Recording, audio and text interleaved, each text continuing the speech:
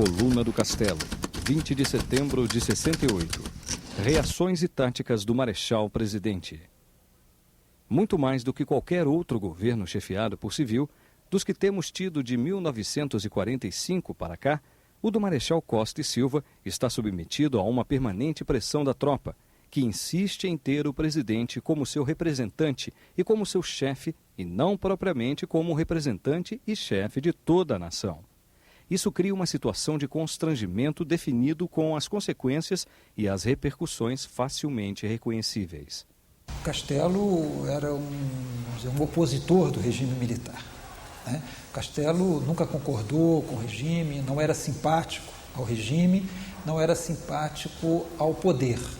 Mas o Castelo era obrigado a transitar pelo poder. Como jornalista, ele era obrigado a transitar pelo poder. E ele estabeleceu algumas boas relações dentro do sistema de poder na época. Tinha que circular no poder, nas principais autoridades da época. E eu me lembro que aquela nova geração impressionava um pouco a relação muito boa que Castelo tinha com Antônio Carlos Magalhães. Que para nós, Antônio Carlos Magalhães era um legítimo representante do poder da época. E o Castelo uma vez nos contou, ele disse que admirava muito Antônio Carlos Magalhães, porque Antônio Carlos Magalhães havia resistido bravamente às ordens dos militares e que ele havia resistido a cumprir a ordem que os militares tinham dado na Bahia. E por isso ele tinha uma admiração muito grande pelo Antônio Carlos. O Castelo tinha esse acesso que nenhum jornalista brasileiro teve com as autoridades. Mas isso não impedia que ele fosse totalmente imparcial na hora que fizesse a crônica. O afeto dele aos amigos, ele os tinha muitos, realmente não atrapalhava o jornalista. Que costuma, realmente, o jornalista costuma sempre se levar um pouco pela amizade. Mas no caso de Castelo, não. Castelo tinha essa vontade de fazer sempre aquilo que ele achava o correto e o melhor. Muitas vezes é claro que nós nos aborrecíamos, mas na realidade ele estava certo em fazer esse tipo de jornalismo, que era aquele que a consciência dele mandava. Coluna do Castelo, 10 de fevereiro de 91. As memórias de Jarbas Passarinho. Passarinho foi o centro da conspiração na região amazônica e referência histórica dos movimentos militares que ali ocorreram desde os levantes militares dos tempos de Juscelino.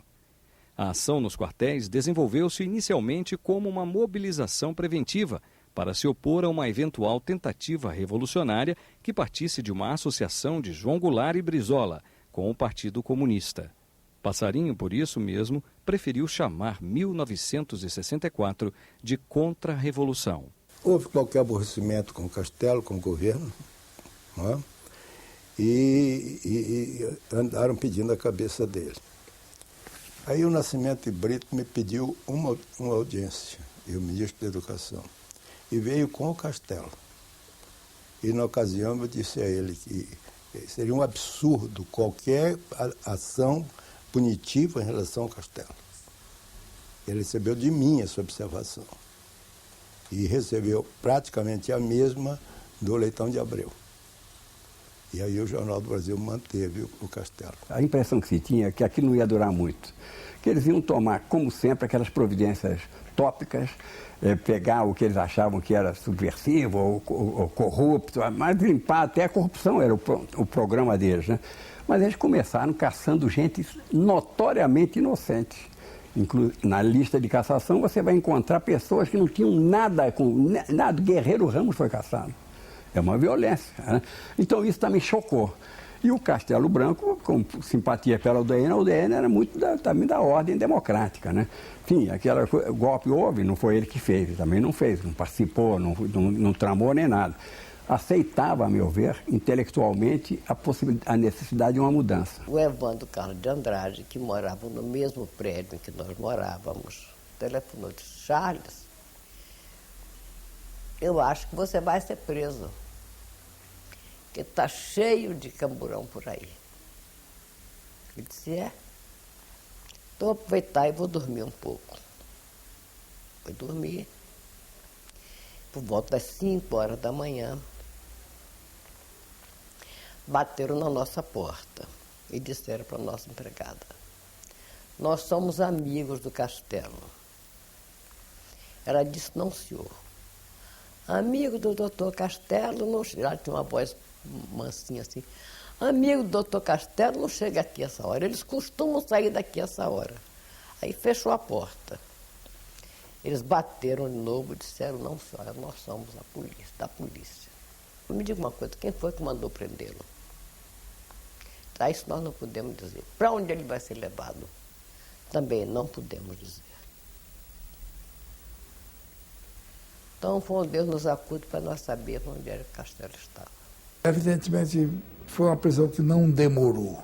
O prestígio dele era tão grande que não houve, assim, uma prisão drástica no regime militar. Porque a força dele era tão grande que ninguém tinha coragem de prender por muito tempo o Castelo. De maneira que ele teve aquele sofrimento, aquela decepção, mas logo depois tudo reparado, inclusive pelos próprios militares. A decisão foi a mais bizonha e ridícula possível, porque não iam jamais fazer com que o Castelo deixasse de escrever com a liberdade que ele tinha e a independência que ele tinha. Para que prendê-lo? Era um momento, uma vingança?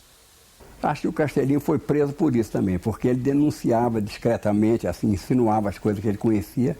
Houve uma decepção com o movimento 64. Felizmente eu não me arrependi, porque nunca tive uma maior simpatia. Mas pelos que aceitavam, eu sentia, da parte desses, reação talvez até maior do que a minha, que revoltava com aquilo. Mas estava naquilo há muito tempo, né? Então a gente sentia. Mas eles pareciam ter sido feridos nos seus sonhos de pôr o Brasil no caminho da democracia definitiva, essa esperança, né, que se propagou e que foi falsa, né? A ditadura não se envergonhava. Incomodada pelo colunista, fez novas prisões. Dona Elba, eu queria lhe avisar que o doutor Castelo foi detido de novo. O que é que eu faço? Isso num telefonema audível para todos nós que estávamos ali na mesma sala. Então, olha, se o Castelo foi preso, a única coisa que você pode fazer é comunicar ao doutor Nascimento Brito. O doutor Pedro Aleixo disse assim: dona Elvia, se a senhora tiver alguma notícia do Castelo, me avise. E se eu tiver, também lhe avisarei. Você sabe que eu me senti tão humilhada na pessoa do doutor Pedro Aleixo. Eu achei que ele estava passando por um momento de grande humilhação interior. De sendo vice-presidente da República, nosso amigo, não poder fazer absolutamente nada em favor do Castelo. Ele estava lá no DOPS, desde 4 horas da tarde.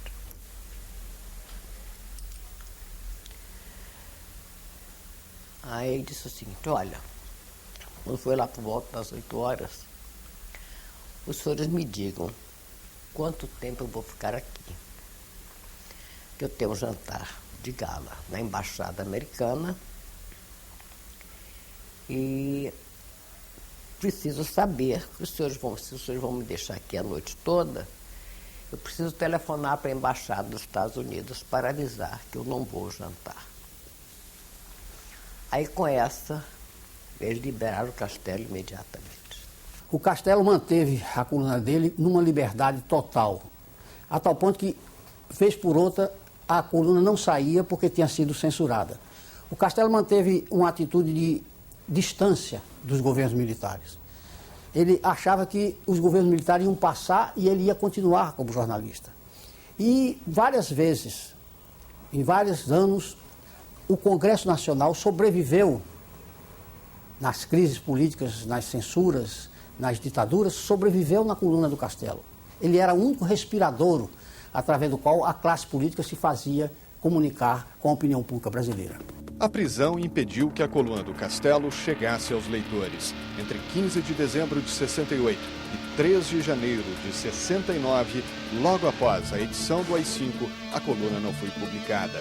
Castelo voltou ao seu espaço no Jornal do Brasil em 3 de janeiro de 69 e dali não saiu, mesmo com o país mergulhando no período mais negro da ditadura.